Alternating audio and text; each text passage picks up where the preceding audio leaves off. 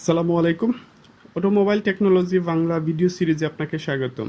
হাজারো পার্টসের সমন্বয়ে গঠিত হয় একটি অটোমোটিভ ভেহিকেল।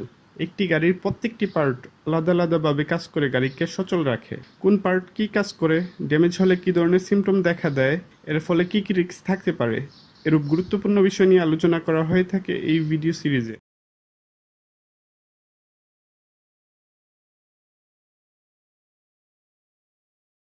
গাড়ির প্রাইমারি ইলেকট্রিক সোর্স হিসেবে 12 ভোল্টে একটি ব্যাটারি ব্যবহার করা হয়। এক এক গাড়িতে এক এক পরিমাণের স্টোরেজ ক্যাপাসিটির ব্যাটারি ব্যবহার করা হয়ে থাকে। এটি ইঞ্জিনকে স্টার্ট করতে স্টার্টার মোটরকে পাওয়ার দিয়ে থাকে। একই সাথে এটি ইঞ্জিনের ইগনিশন, ইসিইউ, গাড়ির সকল লাইট, হর্ন এবং মাল্টিমিডিয়া সিস্টেমকে চালাতে পাওয়ার দিয়ে থাকে। ব্যাটারি খারাপ হলে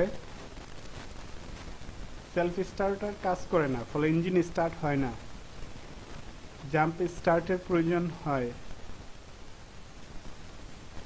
জরুরি মুহূর্তে ইঞ্জিন স্টার্ট না হলে বিরক্তিকর পরিস্থিতিতে পড়তে হয়, তাই নিয়মিত ব্যাটারি চেক করে প্রয়োজনে পরিবর্তন করে নিতে হয়।